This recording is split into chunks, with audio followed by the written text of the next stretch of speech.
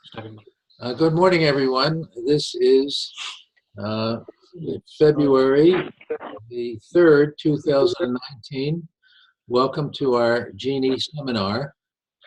Uh, this is being recorded. We are trying to make a record of so that anyone who would like to start a Genie seminar can follow the pattern.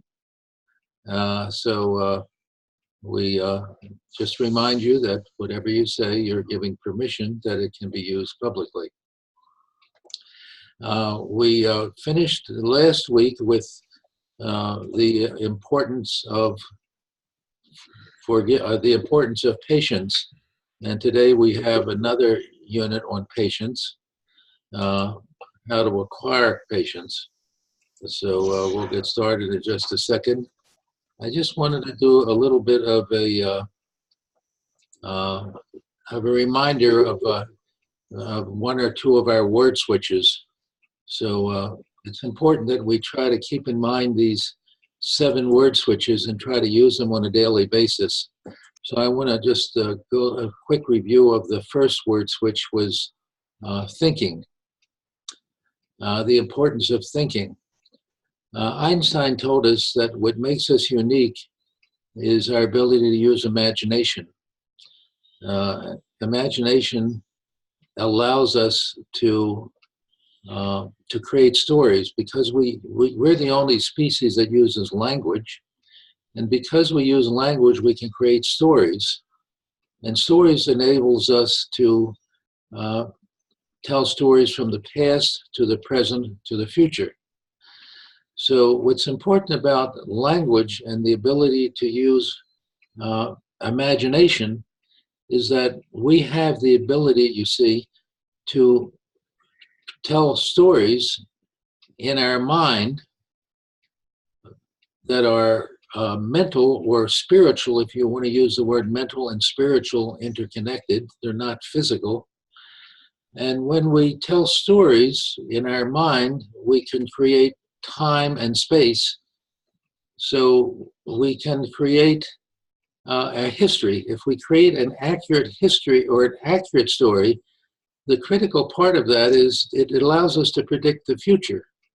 See, what makes us unique is that if we can predict accurately a story of the past to the present, we can project that into the future. We can anticipate what the next day or the next month, the future will be, and that makes us so powerful.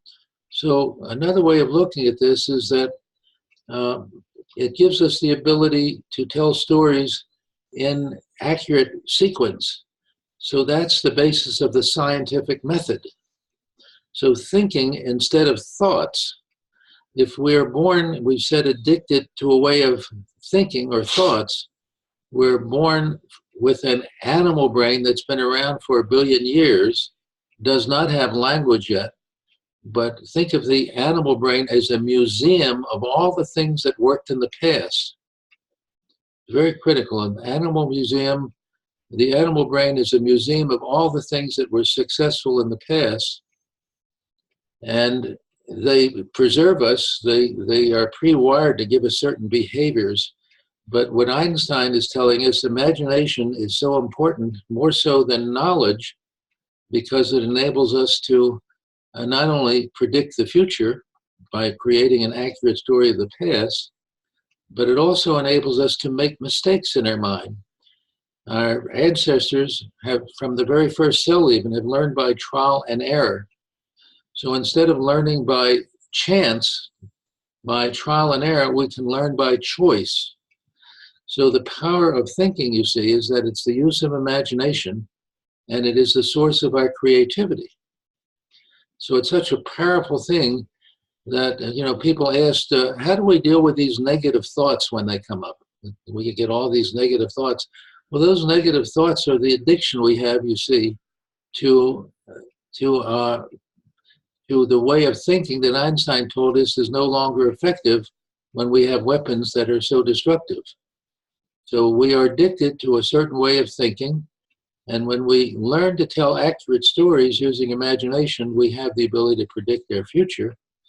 So if we can learn to actively think rather than just go by the thoughts that automatically pop up in our mind. Our animal brain is like a thermostat. You know how a thermostat works? When it gets cold, it does things that make us warmer. When it gets warm, it does things that make us cold. So our animal brain is continually telling you shouldn't change things. You should keep everything just the way it's been in the last billion years. And of course, if that way was not particularly effective in today's world, we get into trouble. So I just introduced the importance of this one word switch, thinking instead of allowing this to accept our thoughts. Our thoughts are telling us basically we should not be creative. We should be doing all the things we've done in the past that have worked in the past. So it's such an important word. If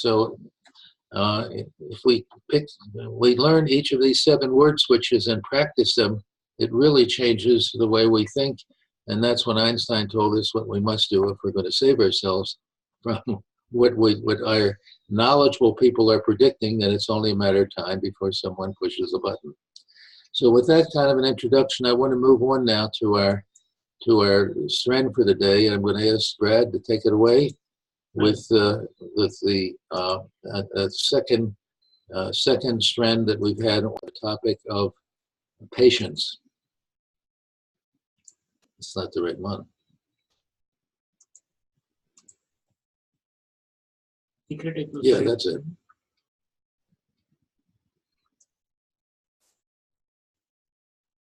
No? No, it will come in for me. It's the same video, Don. Okay, let me take from here then. No, see when this is 8 minutes. Something wrong here. Let us play the audio only. Okay. Today, I want to reveal the secret of creating patience. In the last strand, I explained that through our decades of immaturity, instinct and tradition powerfully direct our thinking because they are hardwired to emotion. They advocate the predetermined, proven solutions that worked for yesterday's problems. As our intelligent cortex matures, it may recognize outdated behaviors and devise better solutions. We require patience to imagine alternative solutions, to choose the best one, and to create pathways to reach the preferred future goal. However, intelligence by itself is not sufficiently powerful to overcome emotion. So often, we impulsively do what gives us immediate satisfaction or relieves discomfort, even though we clearly recognize it isn't in our best interests. We require patience to educate ourselves in the wisdoms that free our thinking from dictators and learn to wisely self-manage our creative power. We create patience by equipping intelligence with emotion.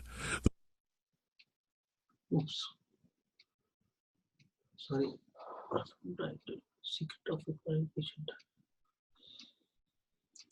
Today, I want to reveal the secret of creating patience. We create patience by equipping intelligence with emotion. The most effective means to attach emotion to intelligence is endorsement. Now the secret is revealed. The means we use to create patience is self-endorsement. We are dependent on others for survival and for our emotional requirements throughout our immature years. When we do as they say, we are rewarded with approval and we avoid punishment.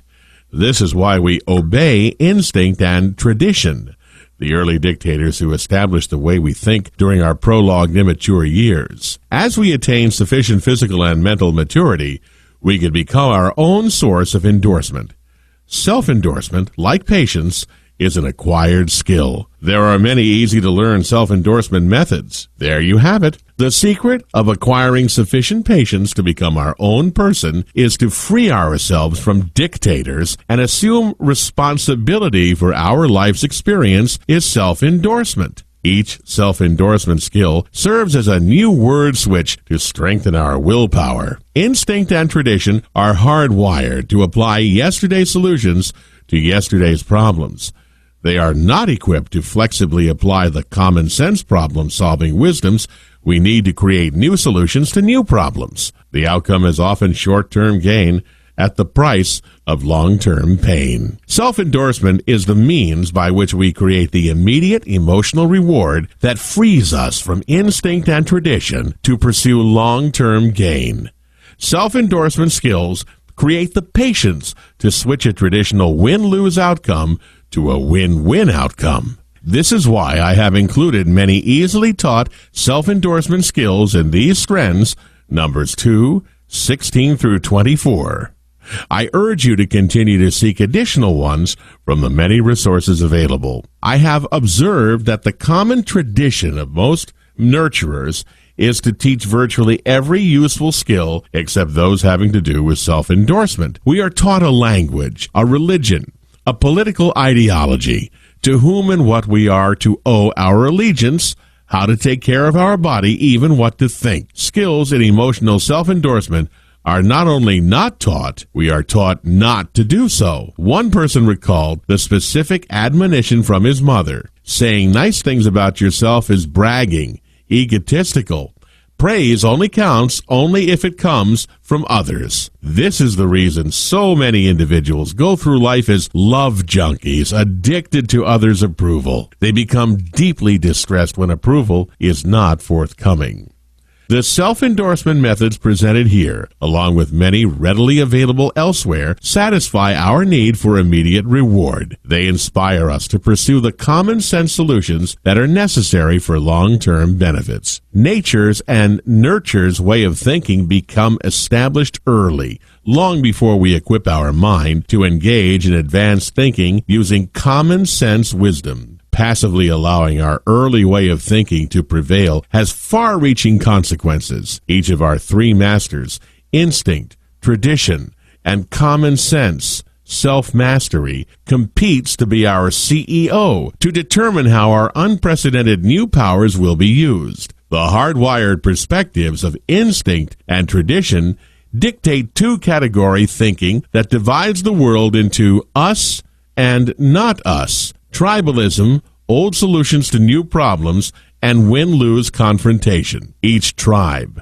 country, religion, political party, and individual can be expected to advocate for their own interests at the expense of non-members. Our history of wars, killing for one's own God, and relentless pursuit of power, money, and greed are explained by the persistence of our immature either-or thinking. The negative expressions of instinct and tradition are not limited to terrorists and suicide bombers. They include the greed of Wall Street, our corporate leaders, the Madoffs, our immediate neighbors, and most important to recognize, even ourselves. Our very own way of thinking is at issue. We cannot expect to change those others until we recognize the persistence of our own either-or way of thinking. Our immediate challenge is to make common sense thinking common within. The negative characteristics of either-or thinking will persist until we make common sense thinking common. Unless we rapidly change our way of thinking, it is only a matter of time before weaker tribes acquire our new weapons of ultimate destruction and confront stronger tribes. The odds are overwhelming that the outcome will be lose-lose. In the worst case, humankind will be extinct within our children's lifetime. If we confront one another with biological or nuclear weapons, in the best case, our world will become so dangerous and damaged that the quality of life will be questionable. Albert Einstein, among others, has told us our most promising means to survive and thrive as powerful creators. We must teach ourselves a newer way of thinking that emphasizes common sense problem solving. Common sense is universal. It applies to all tribes and is equally available to all educated minds.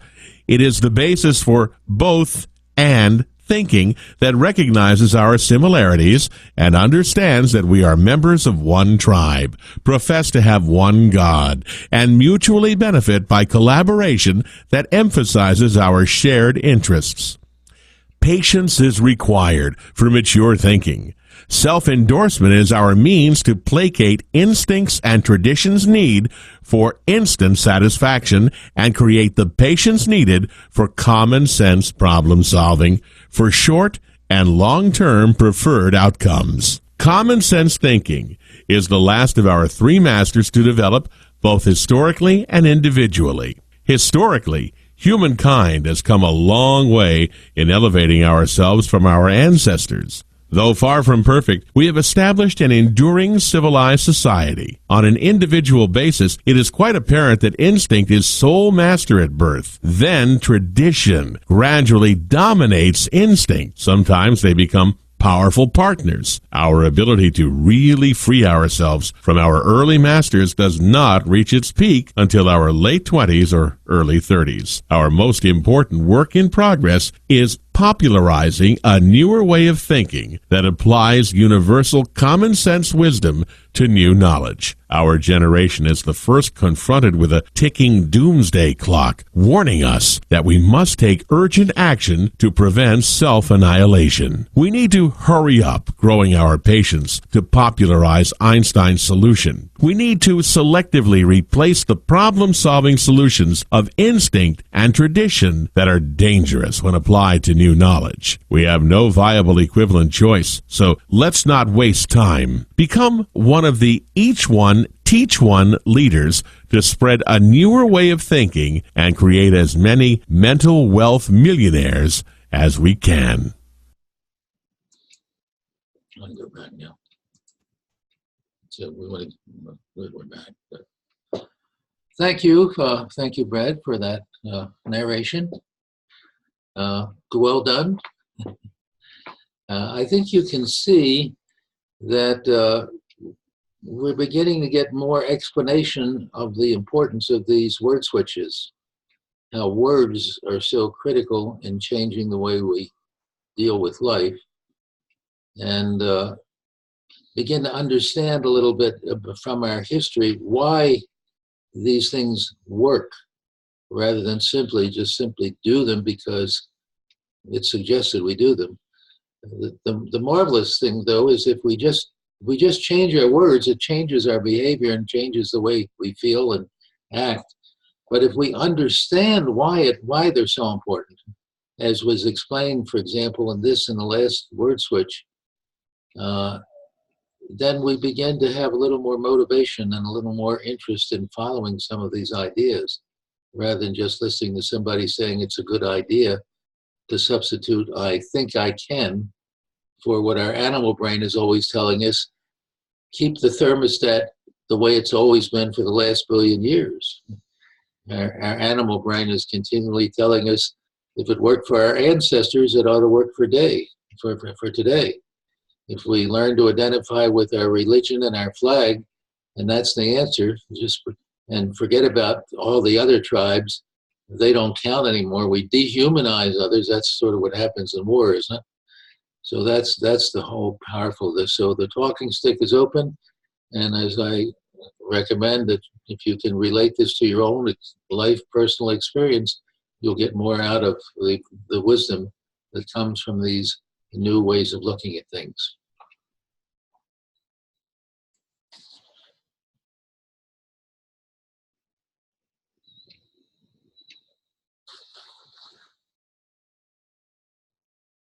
Hi, Pacey. Is that you? I'm sorry.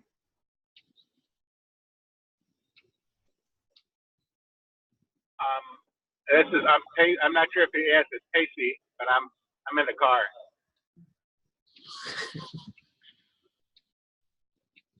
Let's change it to Pacey.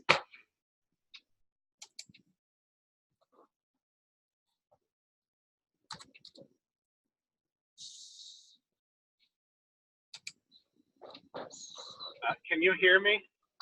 Yep. Yes, we can hear you fine, and Shart just changed you from Samsung to Pacey on the screen. Okay. Two thoughts. One is, and it might not be the time for this discussion, but I think the notion of common sense is common is a notion worth discussing. So I'm not sure I believe that.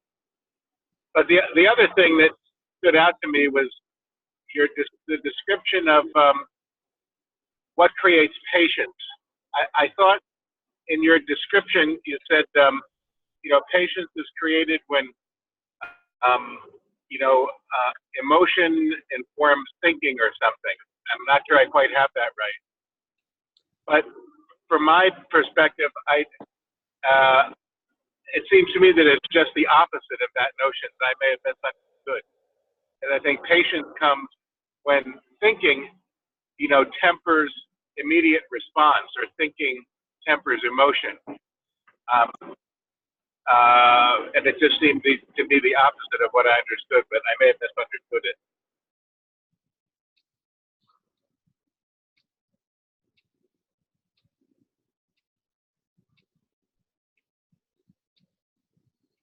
Well, the message that I'm trying to convey here is that when we mentally reward ourselves, if we give ourselves immediate reward, that's one of the ways we develop patience.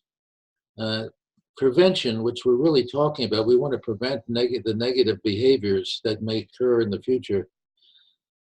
In order to prevent them, we do respond to the pleasure-pain principle. And when we endorse ourselves, we give ourselves satisfaction that allows us to delay immediate gratification. So it's by taking responsibility for endorsing ourselves for delaying, that it's that kind of reward that is one of the basis of our developing patience. Otherwise, our animal brain is continuously telling us, do what you've done in the past because it worked for our ancestors. Our ancestors were dominated by males, basically male power. Males had the love of power, and females had the power of love. And males generally dominated us. Our story was his story, the story of a male god and so on.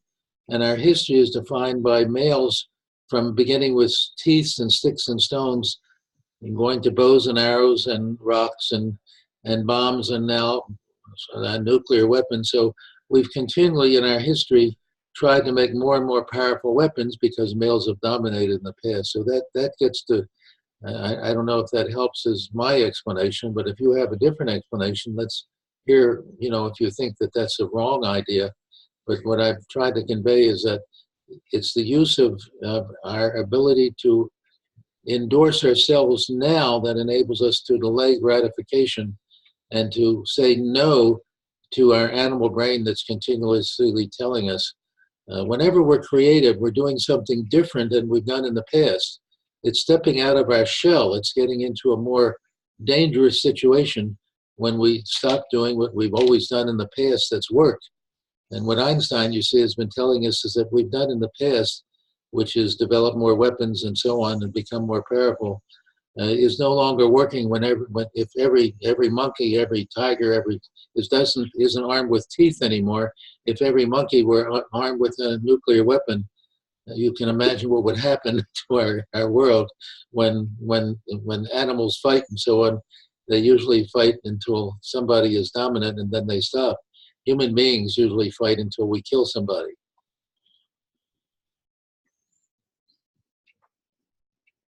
I'll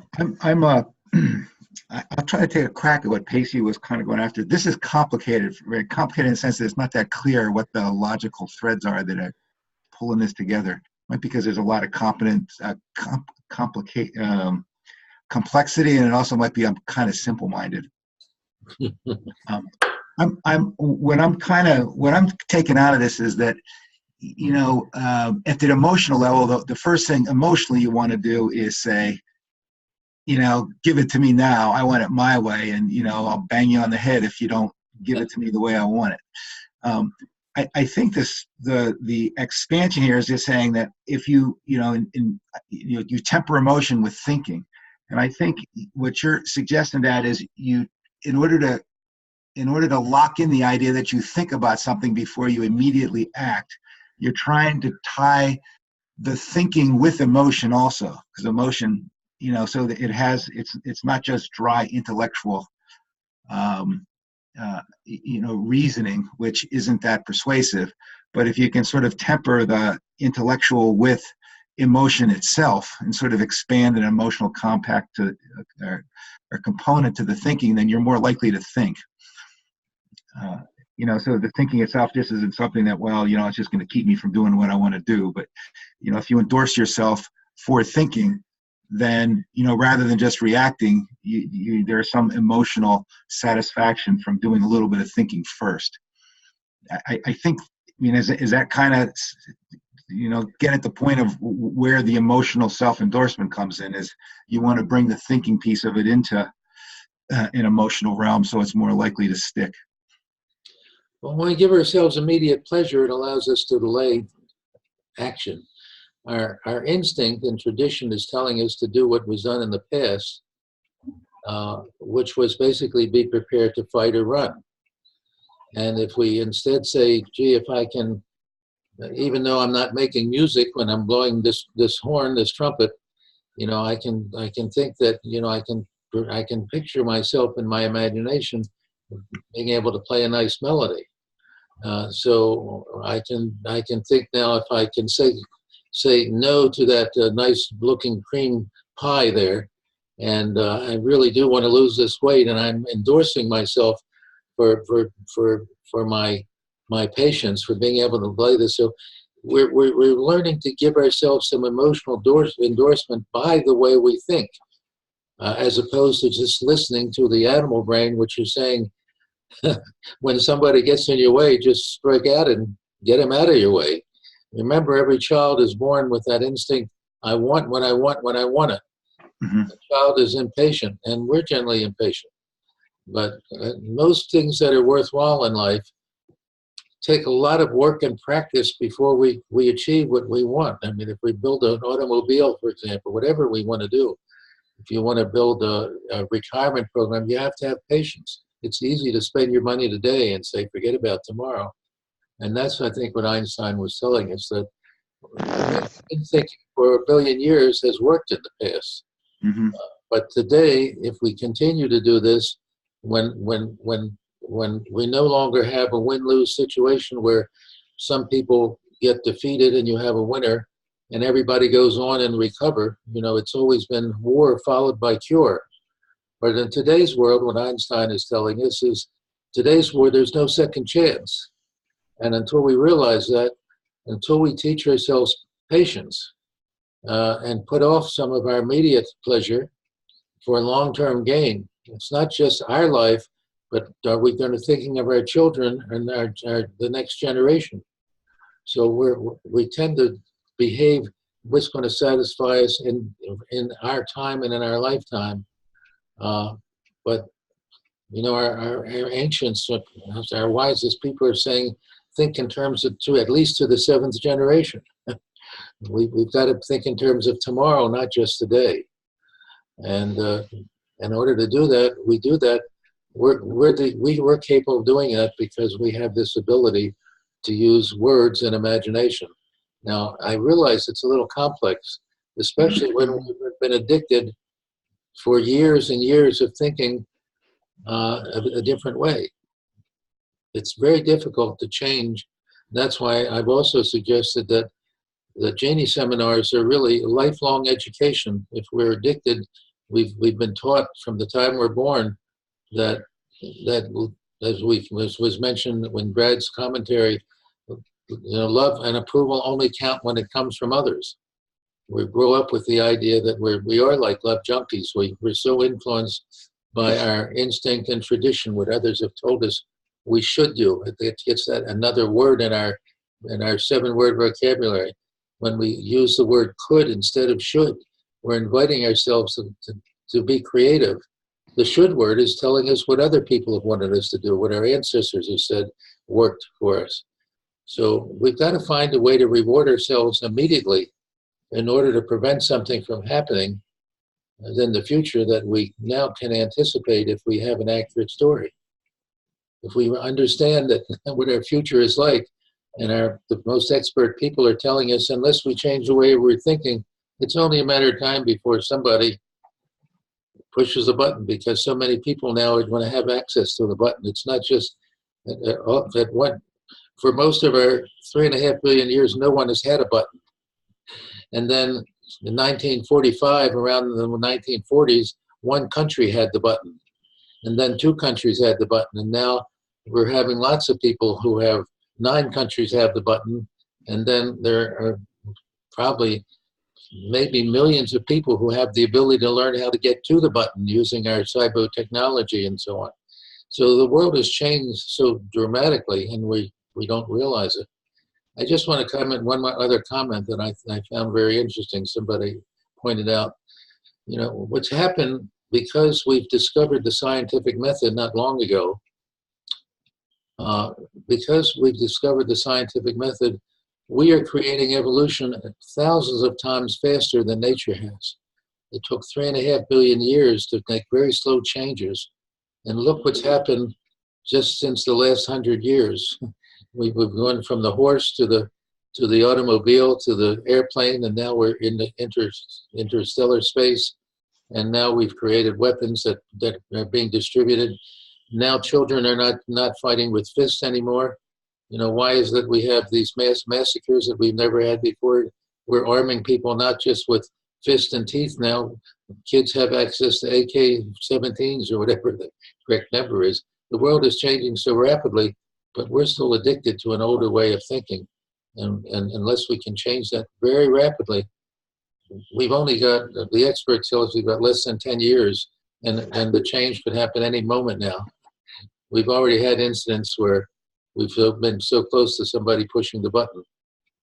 So that's the basis of this importance of patience, that we really understand, unless we can teach ourselves very rapidly how to develop prevention. I realize it's a little complex, but it goes against everything we've been taught for 1 billion years in our animal brain. And for as was mentioned in Brad's commentary, it's not until our late 20s or early 30s that we are emotionally and mentally developed enough that we can start taking responsibility for who we are and what our future is going to be. Avi, you said more clearly what I was trying to say earlier about, you know, the animal brain, you know, our nature is to respond, and by adding some thought or intellect, you know, the idea is to buy some time, you know, to not strike out, and you know, and buying time is what patience is. You know, you give yourself some time to think and decide how to react instead of react. I think that is what creates patience. But something else came to me. I've always struggled with, you know, is there any other model that we could look at to inform us with this program that you're trying to set up? And it dawned on me that the model of weight loss and Weight Watchers, I think, is a pretty close model to what you're talking about that. And I think if people agree with that, then it might help this group strategize how to move this ahead, our agenda. You know, Weight Watchers is built on, you know, people changing behaviors, things that are very well ingrained, things that give them immediate satisfaction. It's built on the idea that making these changes are instrumental for their own well-being and their own self-preservation. It's built on substitutes.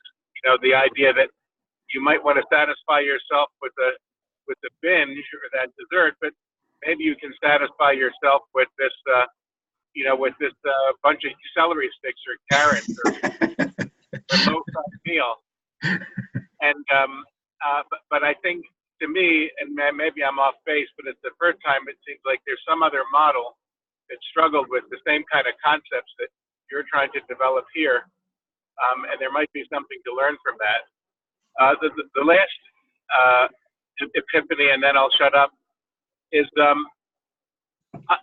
unfortunately, maybe not unfortunately, but from a practical point of view, by generating self-endorsement, we're saying we still have to feed the animal brain. The animal brain still reigns supreme.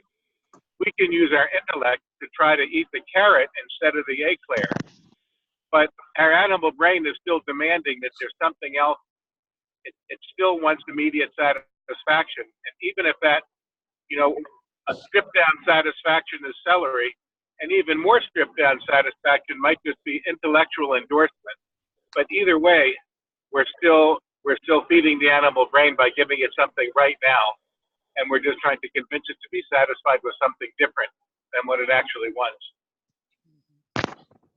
Well, it's an excellent point. But you lost me on the celery. Sorry. I think this one is one of the most complicated. I agree with Abhi. I think what, as I'm thinking about how we, when we do our business meeting and we think about how we're going to spread it to the masses, I think what I'm hearing is having something in chunks maybe so that people can absorb quickly what the following message is all about.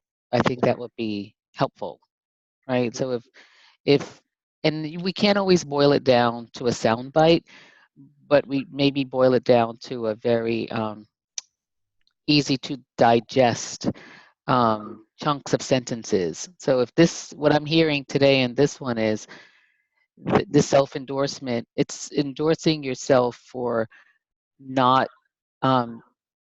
being like not giving in to your animal brain.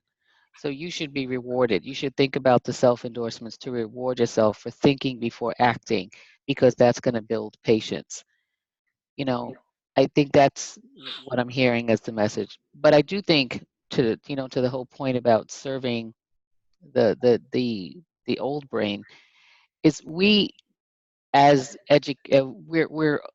we need to not only serve ourselves by doing that and reward ourselves, we need to reward others when we see that behavior exhibited. I think what we've done as a society, historically, is we've rewarded the old brain. So the people who are the biggest, the baddest, the meanest, the ones who can kill the most, they've been the ones who get all the rewards. So that's a self-endorse. We're endorsing that. We need to change that way of endorsement and endorse patience and kindness and love, and not accept this old brain way of thinking, or we won't move forward. And I think over time, the celery sticks will replace the eclair, and the desire for the celery sticks will prevail if we change our way of thinking, change our way of interacting with food, if we want to use that analogy. But it's going to take one first understanding and being able to absorb the message, being able to practice that in ourselves and reward it amongst ourselves, reward it in others, as we see it, so that we can begin that lifelong learning. But it starts with first understanding what the message is and what we need to do. Okay. I also want to comment that it's not, I didn't say intellectual endorsement. I've talked about emotional self-endorsement, you see. It's not intellectual. The point is we have to learn to endorse ourselves emotionally, which we're capable of doing, with enthusiasm, with chronic enthusiasm. So it's up to us to generate that chronic enthusiasm. And last night we went out to dinner, and at the end of the dinner, I had a nice big fudge sundae. So so it's not either or. It's not just all celery. It's some celery and some ice cream and some nice, satisfying some of our demands of our older brain as well. But it doesn't have to be self-punishment. Thank God for the animal brain. That's all I got to say. Celery is great. I can't believe you guys. Celery is great.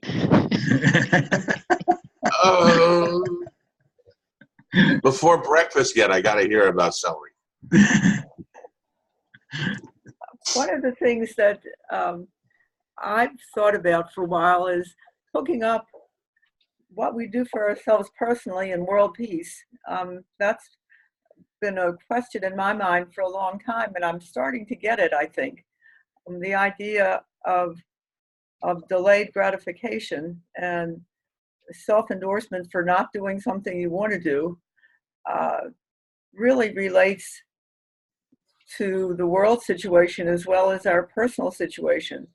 I mean, if you look at some of the things that are going on politically on both sides of the political spectrum, both right and left, everybody wants immediacy. I mean, and nobody's willing to say, well, what do I have to do to get there? And I think that's what this trend is all about. Thinking a little bit about what the long-term effects are. And I was thinking about the people used to say bite your tongue.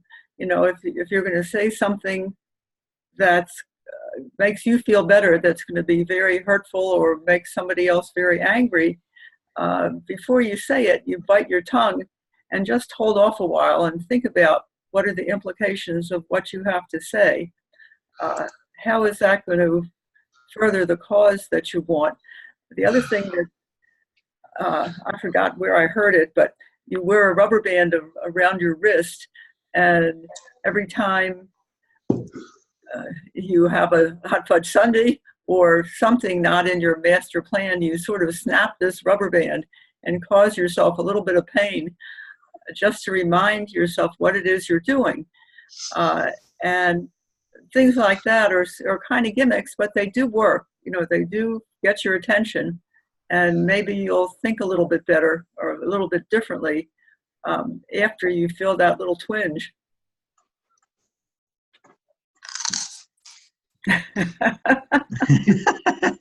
Those pork rinds you got there?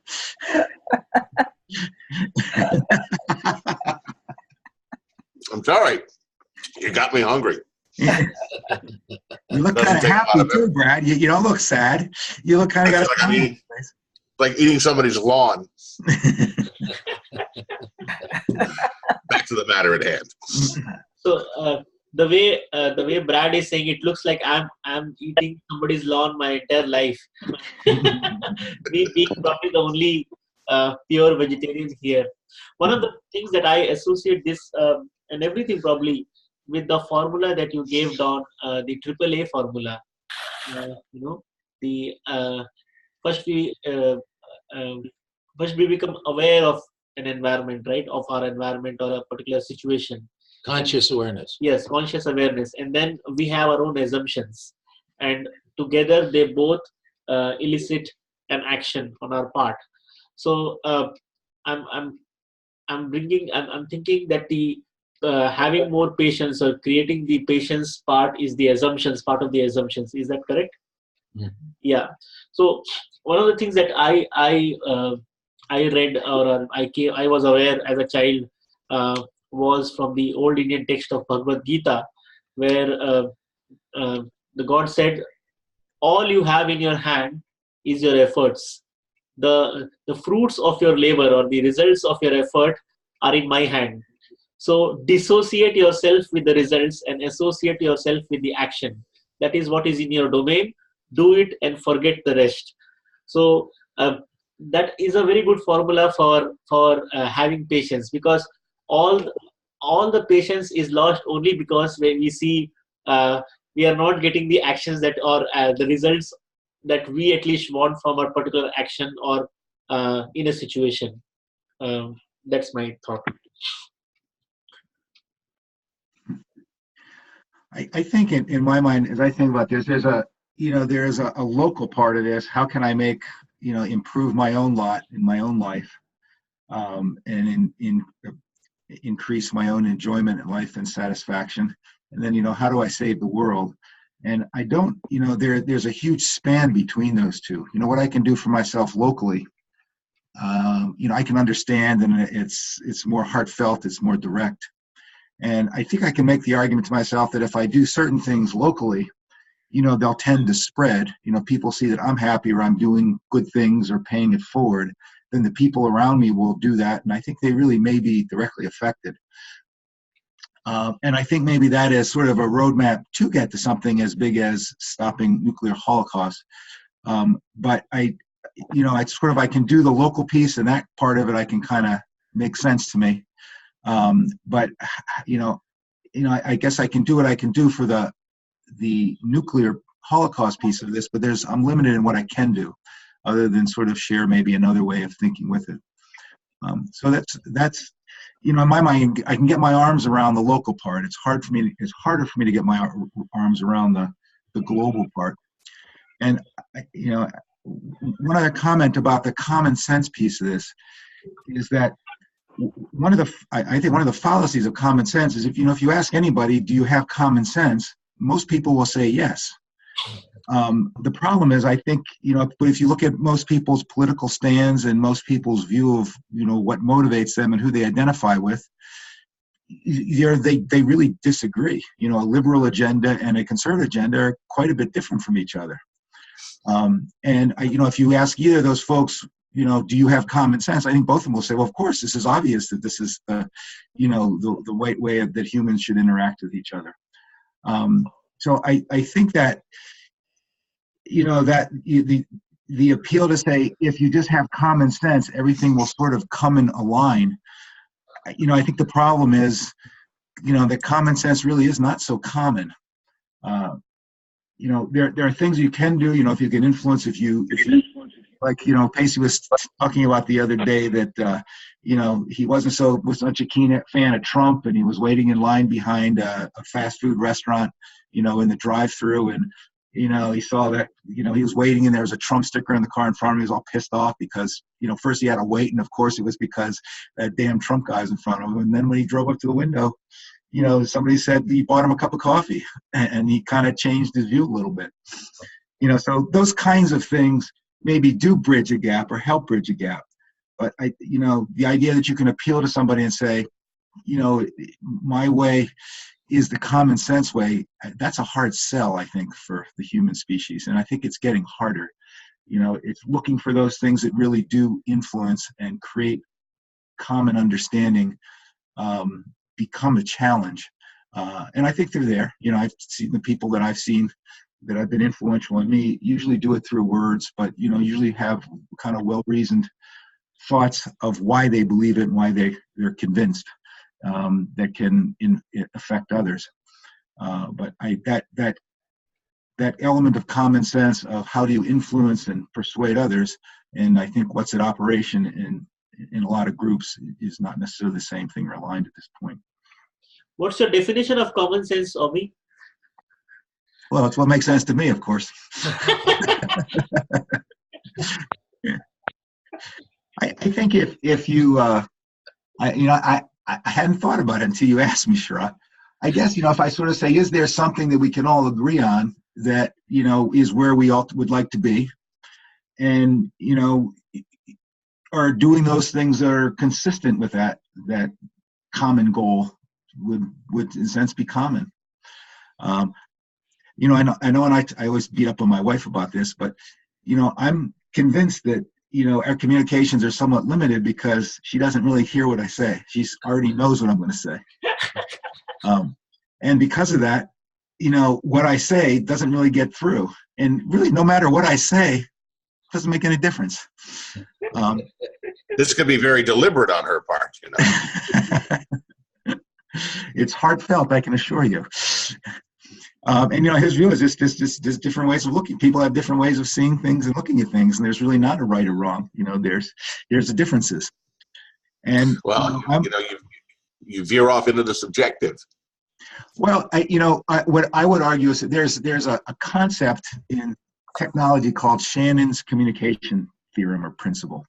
And I think there's a guy who pretty much said that in order for, the theorem was basically, or the idea was, in order for communications to occur between two entities, basically there has to be some transmission of information or signal that has to cross from one to the other.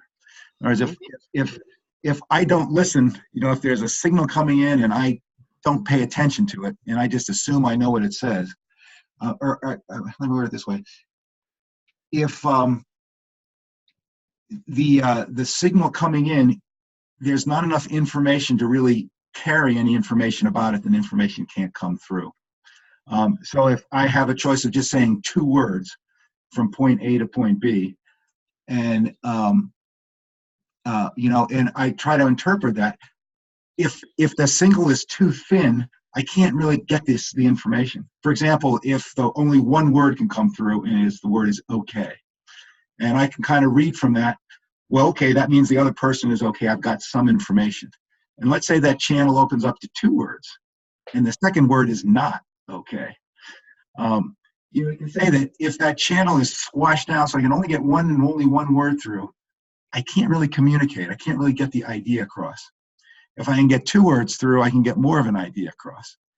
And if I can get many words through, then as long as both people are listening, you can go ahead and hopefully understand. One person has an idea or an intent, the other person can receive it. But if you squash that communications channeled down to only one word, it's hard that, it's hard for that communications to come through. And my argument with other people is that if you don't listen to what someone else is saying, you're basically saying, I'm going to shut that channel down, so I already know what's being said. It doesn't really matter what comes through. And in that process of doing that, according to this theorem, if you don't hear the signal coming in, you really aren't in a position to interpret what it is. So, for me, that's sort of a scientific method of saying, if there's no information coming through, how could you possibly know what's the sender is trying to get across? To me, that makes complete sense. To my wife, she thinks I'm a lunatic. So I don't. That's not something that I don't know how to bridge that. That's we've been there for probably 30 years now. So from the scientific method, what makes absolute common sense to me, that ain't so common to everybody else. And, is she wrong? I don't know that she's wrong. I just know that it doesn't make sense to me. Okay, I have to make 3 points. The first point is this is being recorded. Sorry, I'm confident she will not watch this. I will give her particular time duration to watch, not the entire thing. That is number 1. And after that, number 2, that single point communication will work for you because the only word that you have to say for the rest of your life is sorry. But I found this very, very, I think it is a very short definition of common sense, but it makes a lot of sense. So common sense is genius dressed in its working clothes. So I like that. Lovely little epigram there, Shabbat. Well, I can't tell, Avi, if you're asking for us to ratify that you're a lunatic or not. I can't tell. No, no, I already know I'm a lunatic. That's all right, Brad. Thanks. Well, that's common sense on your part. Basically, want to say something. Yeah. Now, I was going to say that I think one of the central problems or enigmas is this common sense idea. And I wonder if in this model, common sense is built into the health notion, this happiness, enough, love, and peace. And maybe that's where it's challenging. Is that really a fundamental desire of everybody? Is it common sense that that's a foundation on which we should build this model? And I think the easiest one to dissect is enough. What is enough? I don't know that there's any agreement on what enough is. I mean, there's billionaires who are sure that they don't have enough and they deserve more. There's ascetics who have nothing and feel like they have everything. Enough money, enough love, enough power, enough longevity, enough food. I'm not sure that we can invoke common sense to assume that everyone's on the same page with something as basic as kind of the H-E-L-P notion. And I suspect that each of the H, E, L, and P notions could be challenged as to what they mean. Is there any commonality to those for people? And does that undermine this notion of common sense? It's funny you guys are approaching it that way. It's not how I heard it, especially around the notion of patience. It's not dictating, as opposed to asking the person to assume a posture of thinking before they act, and to potentially listen to the other side without being violent towards the other side and shutting down their notion. So I think that's what I'm hearing, as opposed to telling everyone to act or behave in a certain way, other than saying, not having the negative behaviors that's going to hurt someone, and to consider the other person before you act. At least take a moment before you act, and reward yourself when you do that, because you're increasing your patience and you should be, emotionally endorsed. So that's what I'm hearing, Pacey and Abi. So if Pacey, I don't think that's going to, maybe it will, maybe it won't change a billionaire's behavior, but if we're trying to speak to the people who have their finger on the buttons, you know, I hope they at least take a moment and step back and listen and think before they react irrationally. And that's what I'm hearing from this notion of patience. I guess my understanding was, I agree with you. It's not just a matter of acting. It's it's time to think or time to consider before you either act or before you kind of conclude your thinking or make a judgment about a person or a situation. I think the idea is, patience is the space between being presented with new information or being presented with the situation and concluding your consideration to that, whether that's just an opinion you form or something that you actually do. Well, it brings to mind, to me, that common sense in this context would be to be careful and avoid knee-jerk reactions to things. And we live in a world now very different from the world 25 years ago, because we live in a world of immediate communication. An email can be dispatched in seconds. And I have heard it said, and I think that there's a lot of merit to this, that if you generate an email when you're particularly emotional about something, it's a good idea to read it and absorb it before you hit that old send button, because you're not going to be able to yank it back again any more than you can stick your arm in a mailbox and get an angry letter that you sent to somebody some years ago. That, to me, would be an example of common sense and patience.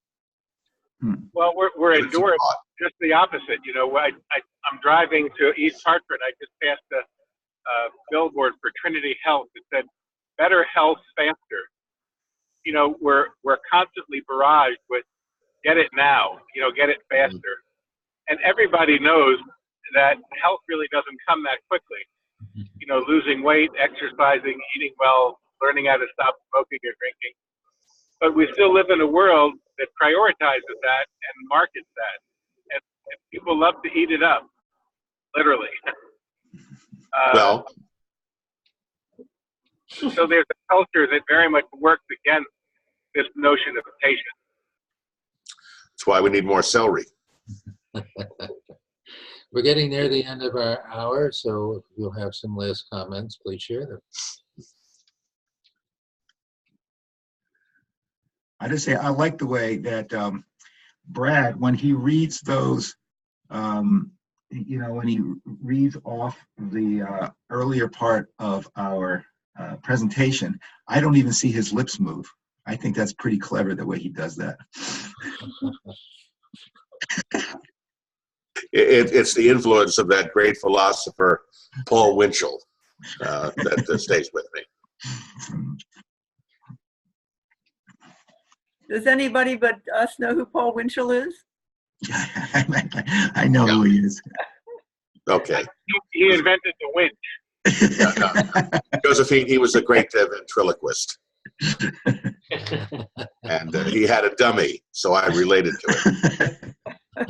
Are you calling the Obi or dummy? No. Abi has common sense. He's shown that today. And he also indicated he was a lunatic. So that's a step above a dummy.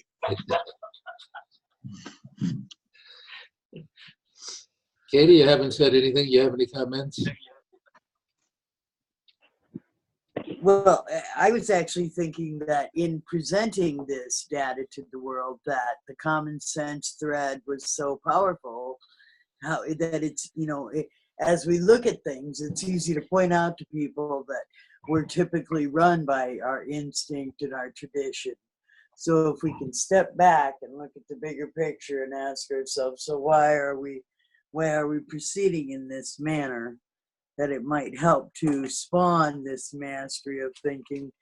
But I got to tell you, common sense principles to me are that pollinators are not our first priority in any kind of thought. And these are kind of global common sense principles that I know are so divergent.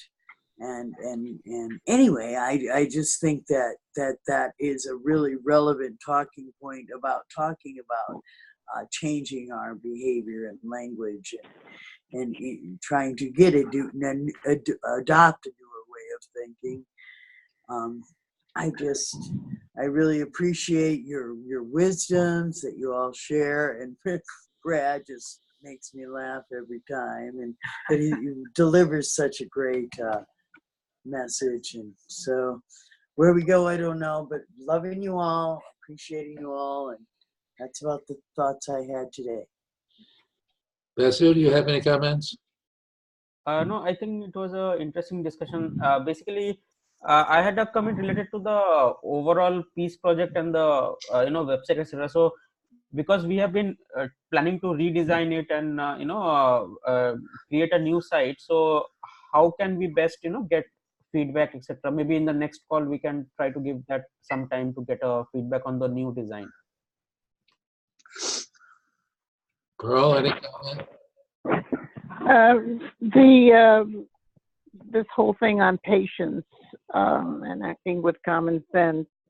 My experience has been that when I have to make an important decision, certainly before I act, I think of well, you call it instinct and intellectuality.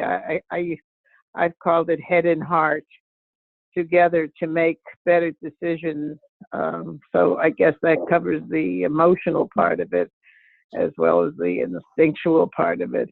But it has worked out, and it certainly has helped in this word change about urgency versus emergency. You can't do it without patience. So it's sort of confirmed a lot of the feelings I've had on the subject of patience. And for that, I thank you. I just have one other thing. That I guess I have a new understanding that no matter what, we still have to keep feeding the animal brain, whether we feed it with celery or a hot fudge sundae or emotional self-endorsement. I think built into this notion of patience and consideration is we can't ignore or supersede the animal brain. We have to continue to feed it and coexist with it. Okay, thank you all. My last comment is that the Greek philosophers had a word that they used as the highest level of action or performance. They called it virtue.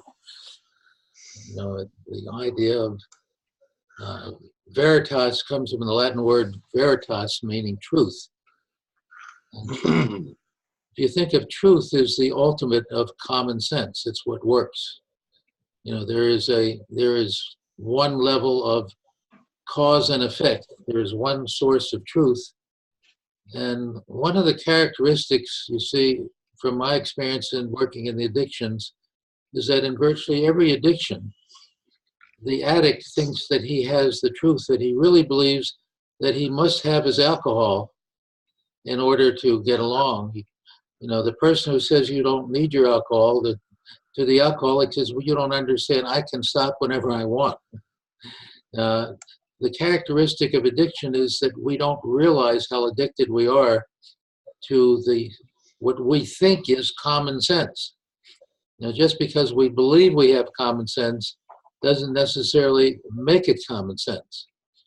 And the veritas, the truth, we're just discovering the truth of things. The scientific method, perhaps, the cause and effect, we're just discovering truth when it comes to science, the physical sciences. But when it comes to the spiritual sciences, you know, what is the truth of love, for example? Is there something a difference between unconditional love when we give irrespective of what the other person does, or is there tribal love, which is the kind of love that says what's good for my tribe is what I love, and it's not important to what other people think. So this notion about truth and common sense, I think they're related, but we don't have common sense. We'd like to think we do, whether it's our spouses that we feel don't have common sense and we do, or the other side of the political party doesn't have common sense, and our side, the red and the versus the blue. And so when we get into these kind of things, because we don't realize how addicted we are to the animal way of thinking that we've learned through instinct and tradition. It all seems true if we believe it, but that doesn't necessarily make it true. So thank you all for an interesting discussion. I also just want to comment on the last comment that was brought up, the issue of Weight Watchers group. You know, one of the reasons why Weight Watchers is partially successful, and you know they're still a long way from getting there, because it's still very difficult once you have an addiction to food and to gaining weight. You know, you can lose a lot of weight, but you gain as much back as you lose. Person said, I lost 100 pounds, but I gained back 110. You know, but we only think we lost 100. One of the powers of Weight Watchers, and which true in heroin addiction or alcohol addiction, is the power of group process. Those people who are most successful in recovering from these addictions usually do so by participating in groups like Alcoholics Anonymous, as an example, or groups like the Weight Watchers group. When you get the mutual support of other people, in other words, the co-creativity of genius, of multiple minds working together, that's the genius of the Genie seminar. You know, as we talk together, you know, we come to a much more agreement about what is common sense than we start out with. That's the power of this group process, and why, in my way of thinking, that if we're ever going to survive this, we do have to develop multiple groups, start a movement like Alcoholics Anonymous did, to have groups around the world where people can meet together and discuss these kinds of issues. You have celery. I see Katie's eating her celery. But the interesting thing is, you know, we can eat celery and we can eat ice cream sundaes, but we can also eat plenty of carrots and salads and good fish and so on. Things that are, there's a lot of good foods that we can enjoy, as well as we can enjoy our celery and our carrots and our sundaes. It's not an either or. Remember, one of the word switches, let's substitute both and not get caught up in this animal way of thinking, which can only process information. You know, that is the addiction we have. It's the addiction to either or thinking that we don't recognize. And if we could just change that one sentence, we said the one meme, it would be so simple if we could just go from this one sentence, what's good for me and my family and my tribe, to what's good for my tribe and your tribe for now and the future. See where patience comes in then? What's good for now and the future, not just what's now. And what's good for me and you, not just what's for me. It's a simple sentence, but it says an awful lot. And there's no blaming. There's no right or wrong in that situation. It's simply a very simple sentence. How can we work together for a mutual benefit? That's what we're not seeing in this world. We're seeing what's good for me and my tribe instead. So there's a lot of wisdom, I think, in our discussion today. I hope you'll give it some thought and try to use some of these words regularly, because it will change your thinking. And it's our best hope to preserve our world for the people that we love in our world, including ourselves. So, I'm seeing a logo created for our group that's made up of a celery stick stuck in a hot fudge sundae or something like that. And underneath it, Marilyn, and underneath it, you can write "Virtue won't hurt you." I'm sorry? I said, and underneath it, you can write "Virtue won't hurt you." That's good. That's good. See how creative we are? These are such creative statements that we all have just made. Pacey, I love the video angle we had on you earlier in the car. It looked like you were in the lunar module. I wasn't going to nominate the names either. World Watchers or Armageddon Anonymous? I like that. We are so creative. We have a really wonderful creative group. If we can have other groups be as creative and so on, the world will be in really good shape. So thank you all, and we're going to go on to our business group. We'll stop the recording.